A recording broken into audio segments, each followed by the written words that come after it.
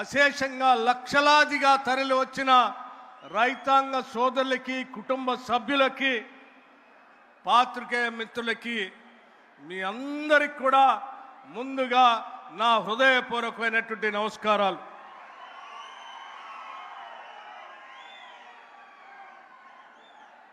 రైతు భరోసా సభని ఖమ్మం జిల్లాలో మధిర శాసనసభ నియోజకవర్గంలో ఇక్కడ ఏర్పాటు చేద్దామని చెప్పి మిత్రులు, మంత్రివర్గ సహచరులు చెప్పినప్పుడు ఇక్కడికి వచ్చి రైతులతో మాట్లాడితే ఇక్కడ ఉన్నటువంటి రైతులందరూ కలిసి ఒక మాట చెప్పారు. ఇది రైతు భరోసా సభ కాదు,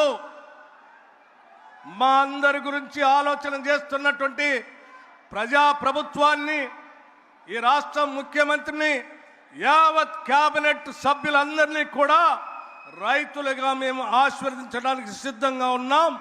ఈ సభకి రైతు ఆశీర్వాద సభ పెట్టండి అని చెప్పి ఇక్కడ ఉన్నటువంటి రైతాంగ సోదరులు అడిగిన మీదటే ఈ సభకి రైతు ఆశీర్వాద సభ అని పెట్టడం జరిగింది.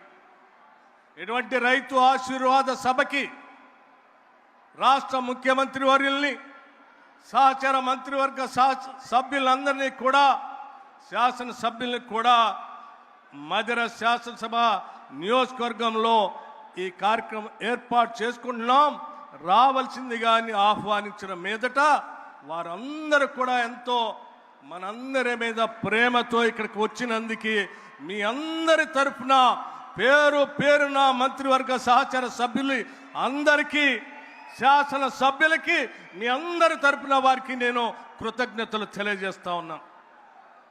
అట్లాగే వారందరూ వచ్చినందుకు గౌరవ ముఖ్యమంత్రి గారిని, మంత్రుల్ని అత్యంత ఆదరాభిమానాలతో, గుండెల నిండా ప్రేమతో స్వాగతం పలికిన మీ అందరికి కూడా మరొక్కసారి నా హృదయపూర్వకమైనటువంటి ధన్యవాదాలు తెలియజేస్తా ఉన్నాను.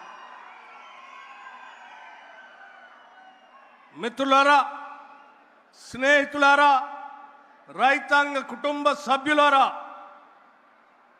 మీ అందరికీ లక్షలాదిగా తరలి వచ్చిన మీతో పాటు రాష్ట్ర వ్యాప్తంగా చూస్తున్నటువంటి అనేక మంది ప్రజానికానికి కొన్ని విషయాలు స్పష్టంగా ఈ సభ నుంచి చెప్పాలనేటువంటి ఒక చిన్న ఆలోచన మాకు.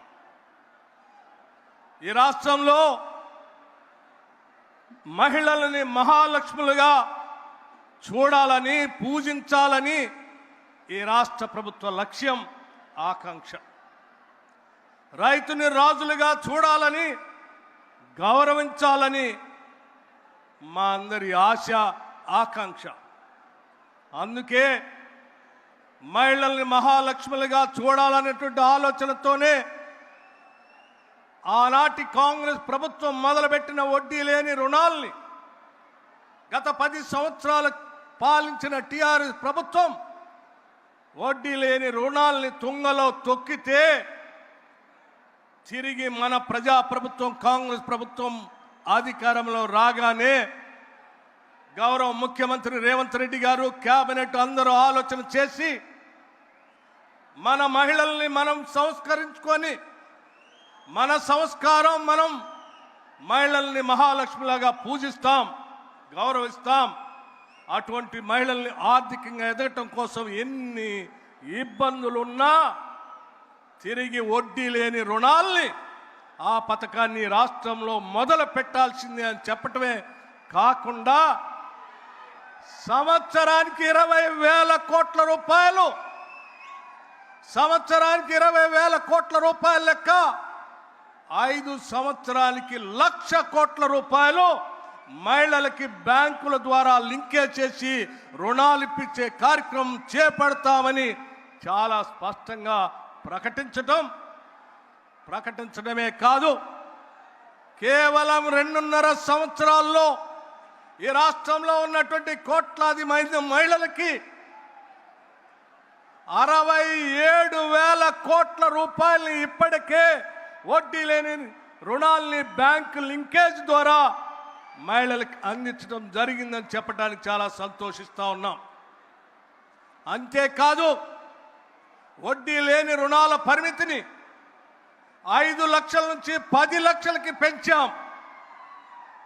రాష్ట్ర వ్యాప్తంగా మహిళలందరూ కూడా ఉచితంగా బస్సులో ప్రయాణం చేసేటువంటి ఒక మహాలక్ష్మి ఆర్టీసీ బస్సు ఉచిత ప్రయాణాన్ని కూడా పెద్ద ఎత్తున ఏర్పాటు చేశాం.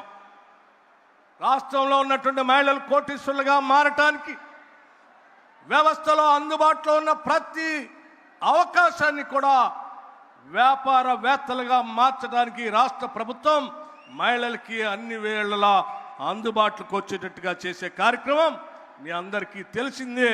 అందులో భాగంగా పవర్ ప్రాజెక్ట్స్ కావచ్చు, పెట్రోల్ పంప్స్ కావచ్చు, క్యాంటీన్స్ కావచ్చు, ఆర్టీసీ బస్సులు కొనుగోలు విషయం కావచ్చు, ఇవన్నీ కూడా రాష్ట్ర వ్యాప్తంగా ఉన్నటువంటి మహిళల అభివృద్ధి కోసం, ఆర్థికంగా ఎదగటం కోసం ఈ రాష్ట్ర ప్రభుత్వం మహిళలని మహాలక్ష్ములుగా చూడాలని ఆకాంక్షతో చేస్తున్నటువంటి కార్యక్రమం.